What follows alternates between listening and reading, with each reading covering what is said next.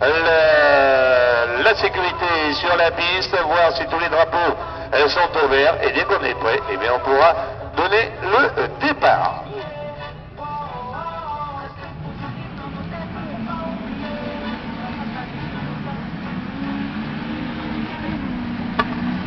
Voilà, le départ qui vient d'être donné, départ violent, avec le match qui reprend un petit peu à l'image de ce matin. Match qui va être très très serré avec Anthony Fouquet qui a pris un excellent départ. Il a l'habitude de ces excellents départs justement avec une voiture qui marche bien. Attention, il avance le Bourg. Il est là en première position. Derrière, on retrouve Valérie Mélis. On les mêmes et on commence. Hernandez qui a fait un bon départ parce qu'il était sur la deuxième ligne quand même. Souvenez-vous tout à l'heure. Voilà. Mélis, Burson, Aubry, Rodolphe Monnier, Marc Talbot et Patrice Monnier, Vincent Potel. Je vous rappelle quand même que c'est Anthony Fouquet et c'est Valérie Mélis qui a fait le meilleur temps ici à l'écrédité de 45-512. Excellent temps, mais temps qui demande à être abaissé, qui risque d'être abaissé d'ailleurs très rapidement. Avec la main mise d'entrée d'Anthony Fouquet. Attention, c'est une équipe avec David Aubert qui marche très très fort. La voiture est opérationnelle, la Honda va vite.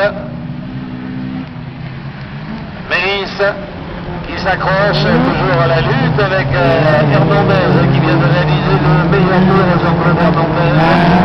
Tout à l'heure il avait réussi une performance remarquable, il était parti sur la deuxième ligne, il avait réussi à accrocher très rapidement la troisième place et là il vient d'établir le meilleur temps du deuxième tour en 43 secondes 993, c'est le seul donc qui est descendu sous la barre des 44 secondes.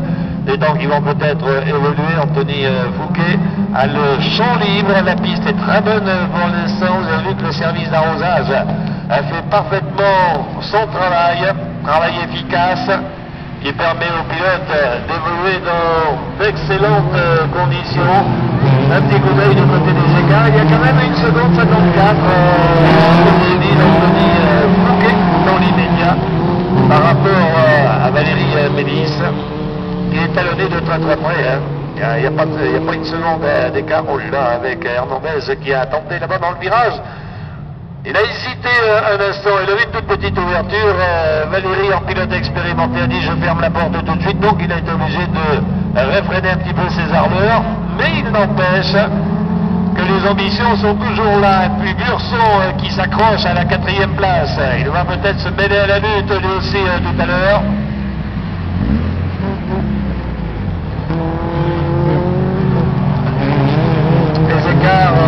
Il y avait 3 dixièmes entre Hernandez et Valérie Mélis. Ils sont passés quasiment roue dans roue ici.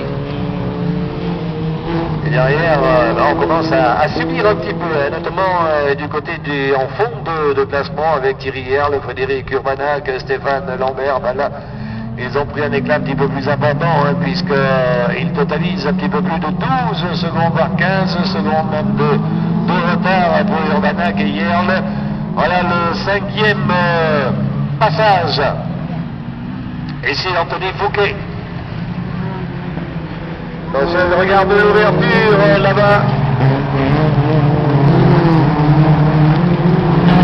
Hernandez. Il est à l'appui. Ici Valérie fait une petite erreur. Si petite soit-elle. Je vais essayer de l'exploiter, ça n'a pas marché pour l'instant. Regardez, il est vraiment à l'affût, il talonne au maximum. Jean-Claude Hernandez sur la 83.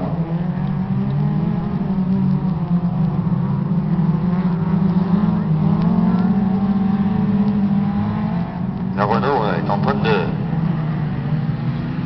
d'inquiéter un petit peu. Regardez. Et le virage, il se dit si Valérie se laisse embarquer un petit peu dans le virage, va en profiter pour passer. Rien n'y fait, elle ne lui offre pas de possibilité pour l'instant. 3 secondes 51. Anthony Fouquet domine largement la série ici. Ça se voit, il grignote 10e après 10e. Là, il s'assure les derniers tours. Bonne marge. Oh là, pour Valérie Mélis, à la sortie du virage, elle se retrouve sur le toit. Et oui, elle a pris le virage un tout petit peu vite. Elle était talonnée. Hernandez l'a poussée un petit peu à la faute. En toute sportivité, hein, parce que là, elle a buté le bas-côté. Et puis finalement, elle s'est retrouvée sur le toit. Là, on va se porter très rapidement au secours de Valérie. Là, dans un premier temps, prendre des nouvelles, la voiture c'est une chose, Valérie c'est beaucoup plus important, donc on va vérifier que tout va bien à l'intérieur de la cabine. C'est compliqué hein, quand c'est comme ça.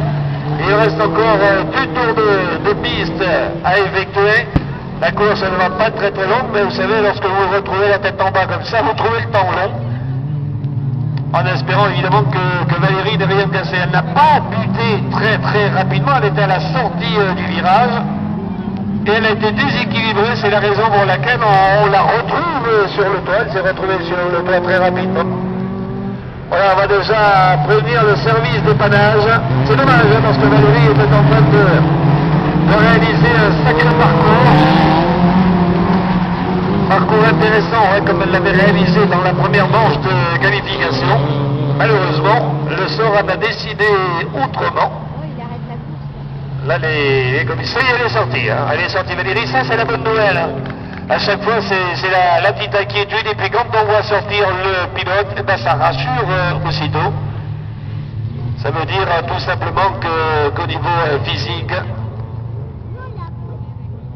voilà, drapeau rouge. Avec Anthony Fouquet qui arrive ici au ralenti. Jean-Claude